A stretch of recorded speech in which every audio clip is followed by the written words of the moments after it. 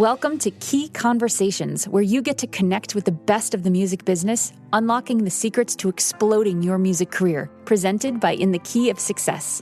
I'm your host, Cheryl B. Engelhardt. The conversations you're about to hear are between our special guest and participants of my MX4 course, the Marketing and Branding, Money-Making, Mentorship Mastermind for Musicians. They are singers, songwriters, composers, producers, and artists just like you, asking their burning questions of our experts while transforming their careers over 6 weeks. If you think this could be you, check out mx4course.com to schedule a free half-hour coaching call with me to see if we'd be a good fit. So, let's get started.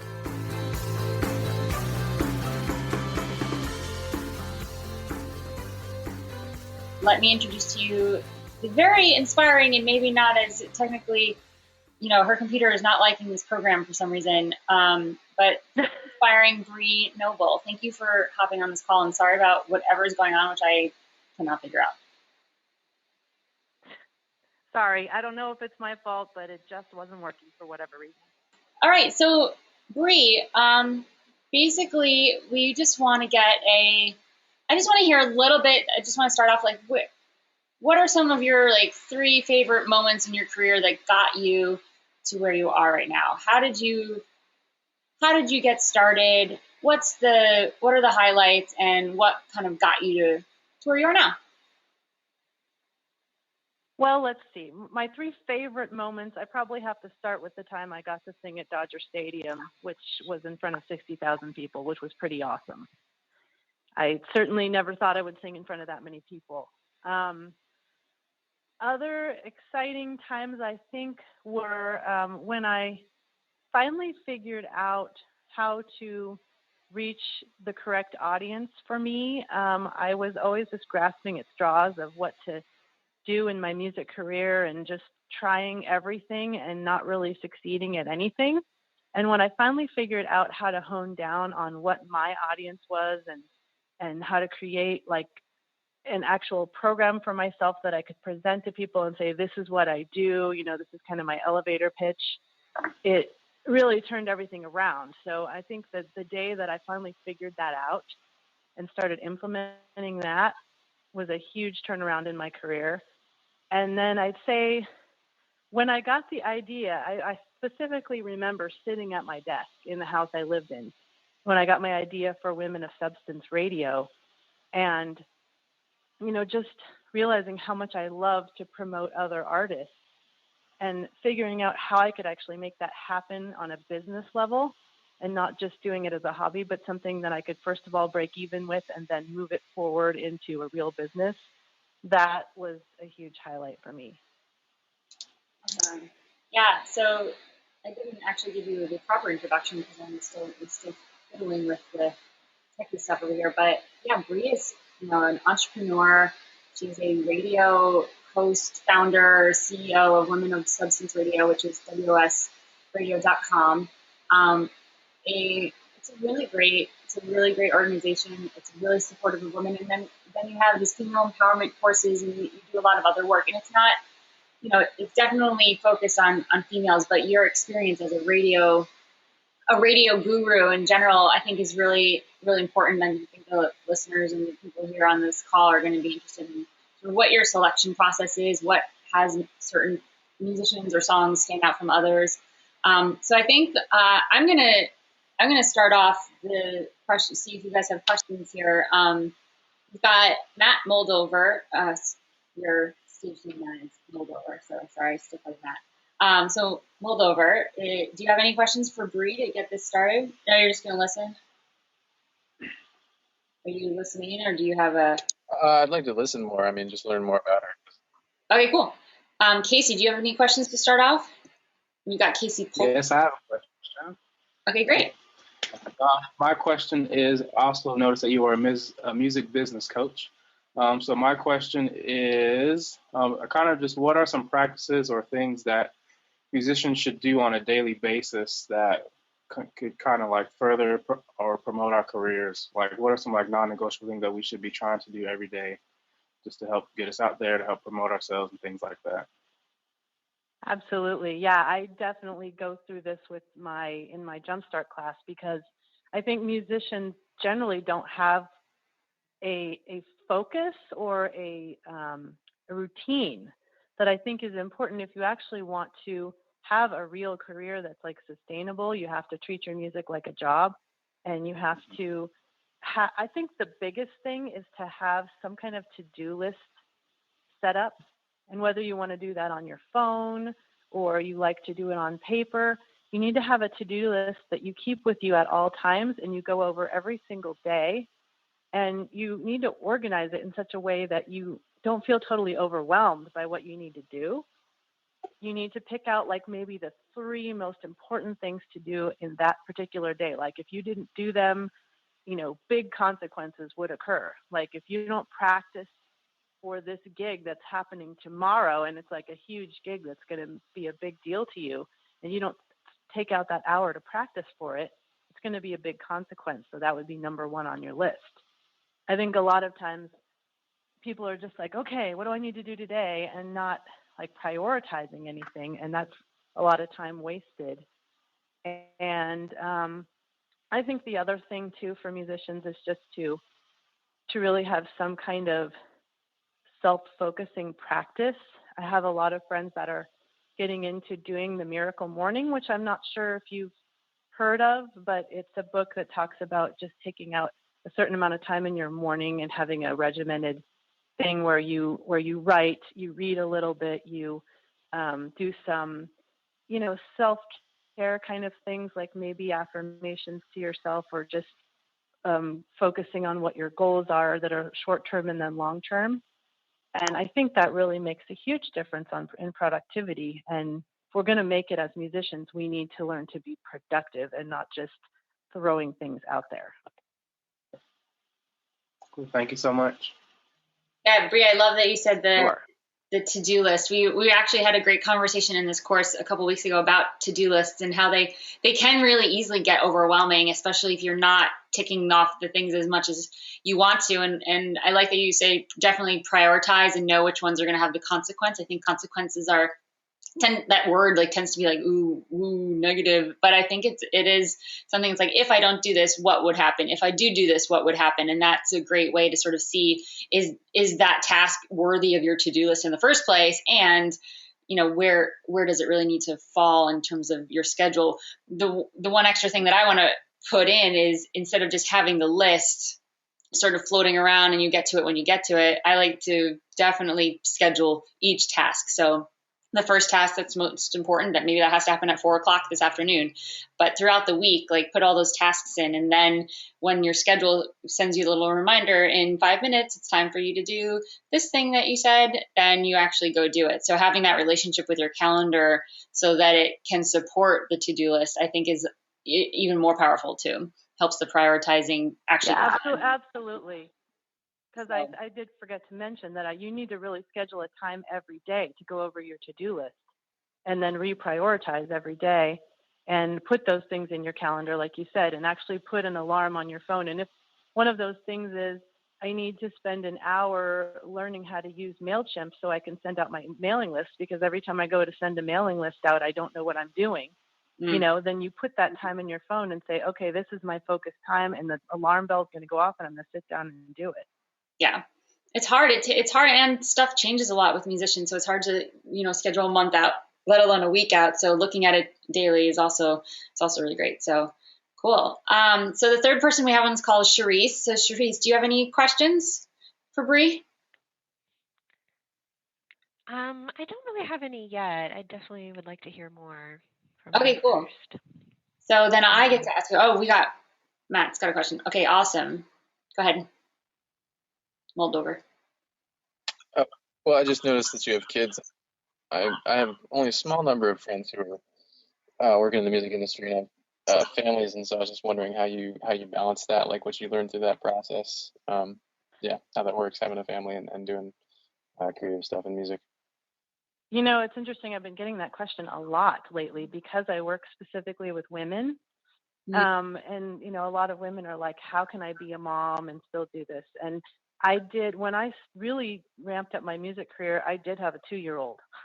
And my husband obviously helped me out a lot when I was in the studio. He watched her, and I had full days that I was gone. But what I did was I took her on tour with me, and I brought my mom with me. And so she would watch my daughter while I performed. And, we were kind of just like this traveling band, where I didn't really go unless my mom went with me, and she would take it out of her schedule to do it. And I could not have done it without her help, for sure. And, it gets harder as your kids get older. That's one reason I moved into more of the business side, is because I've got 2 kids that are in elementary school, and it's hard to, it was hard when I was doing a Christmas album to be away for 2 weeks on tour. And then my kids are like, you're missing my Christmas play. And, so you need to just figure out what's right for you in your time of life and organize what you're doing around that. There are certainly, depending on where you live, there are certainly a lot of local gigs that you can be doing where you just go out for, overnight or something and come back. Cool. Did that get get a little bit of an insight? Thanks. Yeah, I feel like everyone definitely has different perspective. I have a very good friend, Cindy Harvell, who I co-wrote the song Dissolve that's on my new record with, and she is 9 months pregnant, and she has this amazing photo of her. She and her husband are in a group together. She learned how to play the guitar with a, super pregnant belly. And it's like a totally new technique, apparently. But yeah, you just, everyone's different. Everyone's energy level is different, and motivation, and even within, your career comes in and out. So I'm interested too. I'm like, how does that work in general? But that's a great question. I want to ask a question. I'm going to loop myself in here. So when you're listening to all this music for your Women of Substance radio station and the podcast and everything, what gets to the top of your pile in terms of how to listen to it? I mean, I know you do so much listening. A, do you get to everything? B, if you can't, how do you prioritize what to listen to? And then C, how do you ultimately choose what are the things that really stand out to you? So it's a 3-part question about choosing the music for your station.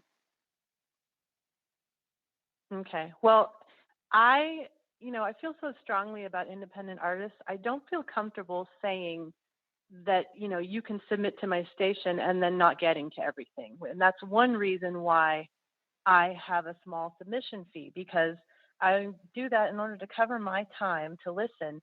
But then I don't want to feel guilty not listening to people's music. I know there's, we do once a year, we do something with Reverb Nation just for holiday music. And it clearly states there that, there's no guarantee that I'll listen to your music, because I literally got over 1,200 submissions last year on this. And I feel guilty every time, because I wonder if the artists are really reading what it says, where it says, we don't guarantee that we'll listen if you submit.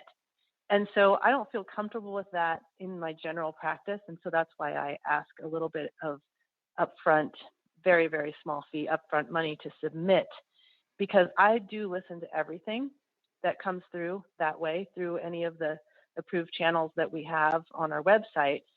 And it's really important to me to listen to everything, because my station's all about quality. I've built my reputation on quality, and I wouldn't feel comfortable not listening to every song.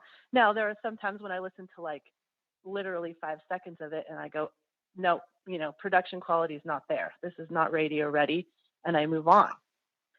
And, I have to say, like, out of the artists that submit through our regular submission process with packages and stuff, almost never have I completely turned someone down. If they submit 5 songs, there's usually a song in there that I can say, okay, I can really see an audience for this song, unless the production is just absolutely terrible. And most people, that's another reason that I have a submission fee, is that it puts up that barrier where people that just recorded, something in their garage, a one-off take, are not sending that to me because they don't want to pay. They know that they don't have the chance. And so, I mostly look for, first of all, I look for whether it's radio ready quality. And if it's not, but it's maybe like recorded live or it's acoustic, if there's nothing in there that's going to be like really distracting to the listener, that it still sounds good, it's just maybe not like perfectly radio ready quality, I do consider those. And if the song is really, really good, then I will choose that. But obviously I'm looking for hooks. I'm looking for, and it's not always hooks. Maybe it's an instrumental hook. Maybe it's a lyric that really stands out to me. Or maybe it's just a vibe. Like sometimes I'll start listening to a song and the vibe will catch me and I'll be like, okay, I'll keep listening because whatever this vibe is, I like, or however they produced this song, I liked it. I haven't even really focused yet on what the quality of the lyrics and stuff are, but that will keep me listening. So it's obviously very important, and I'm sure you've heard this before, to make sure from the very first note that your song really draws people in. And that can be done through production, or it can be done through having a hook near the beginning of your song. But just make sure that your intros are not too long, because that is a huge pet peeve of mine. Unless the intro is like instrumentally intricate and it's really going to keep people's attention, and make sure that your verses don't go on too long before you get to some kind of hook. But you can, please ask me more specific questions. I'd love to answer them about how I choose music. More specific. I don't know what a more specific question is. Do you guys, Charisse, do you have another question? Do you have any preference in terms of genre? Well, we do listen to all genres, and we do, we even do play like hip hop and stuff. Those are not my favorite genre, I'll admit. But if I hear something that I think is very well done within that genre, even if it's like hard rock, which is not my thing either, I want to give them exposure, because for me, I can tell that within their genre, they're doing it very well. Mm-hmm. And so I do give exposure, but I think I do tend more toward pop, Americana, country, maybe a lighter side of rock, and definitely folk. But I do play hip hop. I play even classical and instrumentals every once in a while too. Very cool. Do the groups, do they have to be female vocalists or majority of female? Like if there's a duo that's a male female, how does the female thing play into it? Like what are the parameters of that? My parameters are that they need to be either a female lead vocalist, or on that particular song, the female needs to be taking the lead at least probably 70% of the time. There are definitely some duos that we play. We play mainstream artists too, and we'll play Lady Antebellum, and we'll play Little Big Town and stuff like that. But it has to be their songs where the female's taking the lead, and there can be plenty of guys singing harmony, and there can be a few like little duet lines. But I'm really wanting to focus on the female vocalist. And we also play songs written by males that are sung by females. We get a lot of songwriters submitting their songs because they want to get exposure for a song they've written, that are maybe even sung by a demo vocalist. Got it. Well, Casey, did you have another question? Oh, no, just listening. I'm good. You're good. Matt, did you have one last question?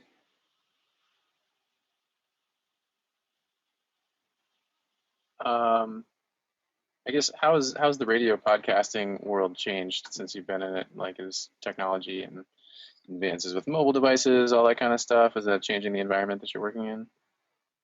Definitely. And when I started in 2007, there was not a lot of internet radio out there, and it wasn't really being done at a high level. I started out on the Live 365 platform, which was a lot of amateurs.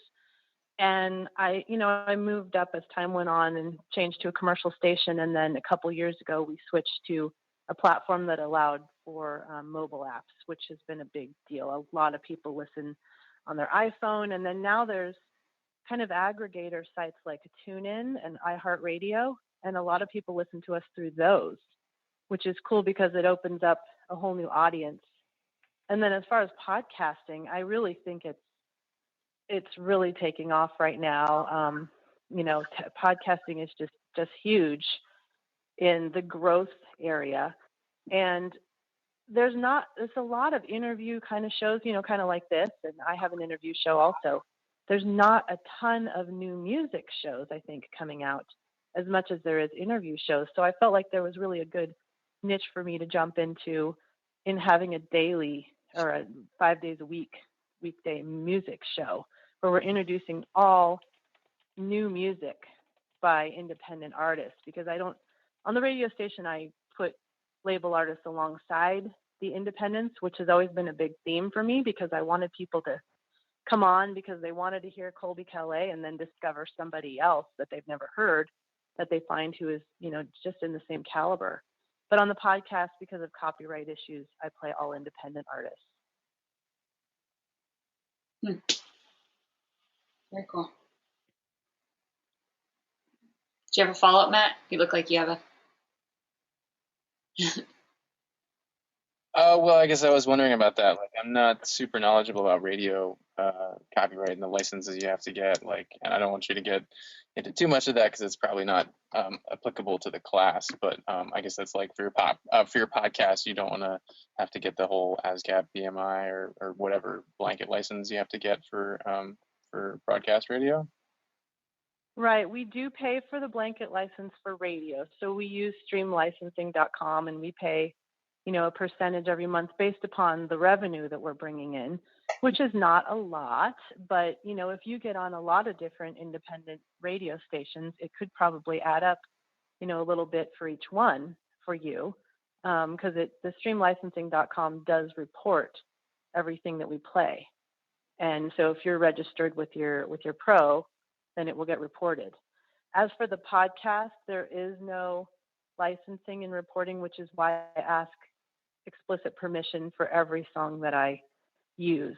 I get it when people submit to us, they're giving us permission. And then if I go find people online, say on Noise Trade, I always ask them explicit permission. So yes, for the radio broadcast, you are paying. So there is no PRO license for podcast? Right. Yeah. Sorry, Matt, there's a little delay. Cool. Didn't know that. Cool. Well, that is interesting. So my question for you, Bree, is how can females or female-fronted songs be submitted to Women of Substance Radio, and then how can everyone else in the world submit to your podcast? So two separate questions there. Where do they go to do both of those things? Well, as far as we play the same stuff on the radio as we do on the podcast for independent. So if you submit to the radio station, you will also be played on the podcast about 2 weeks after you're debuted on the radio station. So if you go to wosradio.com and click on Submit Music, there is clear instructions there on how to do it. And it's super easy, and you just send us your MP3s, and I review them personally myself, and we'll get you on the radio and podcast. Well, that sounds easy. It's very easy. Is there a fee per song that you submit, or is it kind of just one blanket fee and you can submit as many songs as you want? I do submission packages because, some people only want to submit like 2 songs. So I go from 2 songs to 5 songs in the packages. And it's, a little lower for the higher number of songs. And then if you only wanted to submit 1 song, you can do that through Music X-Ray or Broad Jam or Fluence. Music X-Ray, Broad Jam, and Fluid, those are sort of affiliate sites where if you're a member of those sites, they're automatically pushing the applications to you. Is that how those work? Right. It's like Sonic Bids. It's just you submit to a particular opportunity on there. Got it. And usually you have to already, be a member of them, like with Broad Jam. With Fluence, you don't. You just submit directly to whatever media person you want to submit to. Got it. And that's only for the 1 song. Is there an advantage for you to use those sites just for 1 song versus directly through your site for 2 to 5 songs? Yeah, it's just easier. Like, I just don't really want to have a ton of like individual songs coming through. It's easier for me to review several songs by an artist at once. Right. On through our direct. But I like doing those other options just because it exposes us to new people that may have not heard of us. Mm-hmm. And we used to only use those, but now we've gotten to the point where we're well known enough that people want to submit directly and they already know about us. So I've just found it easier to have people submit directly. Yeah, that makes sense. And it's cheaper for the artist to do it that way. Because, with those other sites, you're paying for other things. Right. If you have a membership and opportunity shows up, you're right. already in there and have paid whatever the fee is to be a member. So that makes sense. Right.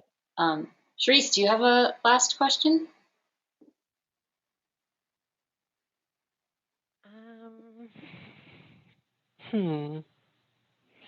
Well, I guess I'm curious why you're focusing on female musicians.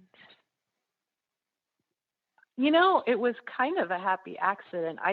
I really like female musicians, and I'm one myself, of course.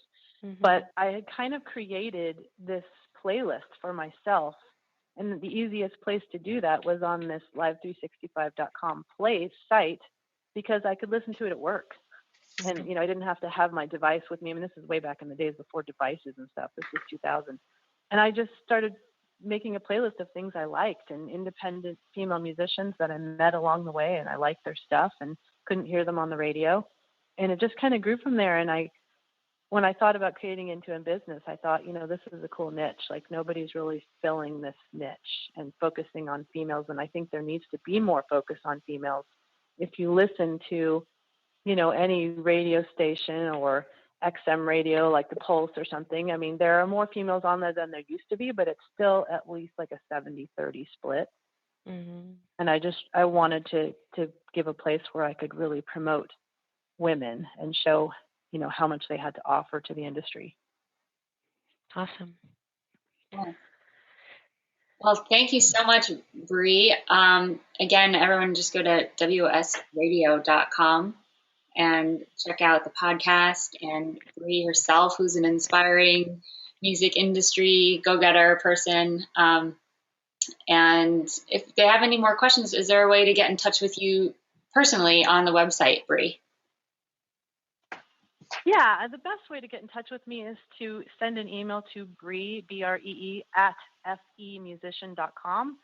femusician.com is for female entrepreneur musician, which is my interview podcast where I talk to female musicians about their music career. So that's the easiest way to get in touch with me.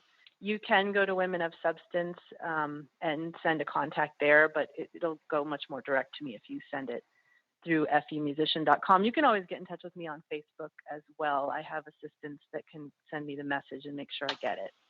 If you go to Facebook and go to facebook.com/WOS radio. Awesome. Well, thank you so much for your time, Bree. I really appreciate it. And, sharing your knowledge and experience and sort of inspiration. This has been great. Stay tuned for next week when we talk with another one of my favorite composing mentors, one of the most creative people I know, Darren Solomon. Please don't forget to rate and comment on iTunes and Stitcher Radio if you like this podcast. It's the best way to keep it going, get more subscribers, and continue to share this awesome information with the indie music community. Thank you, and we'll see you next time.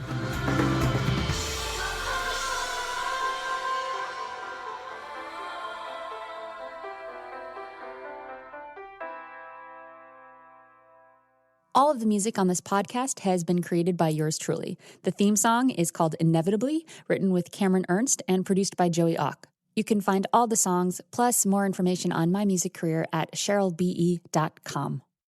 If you want to be one of the reasons I can keep this podcast and my blog Living on Gigging going, then head to patreon.com/CBEmusic. There, you can contribute $1, $2, $5 for the creation of each of these free musician resources. Together, we can keep them coming and inspire other creative people to do what they love and do it well.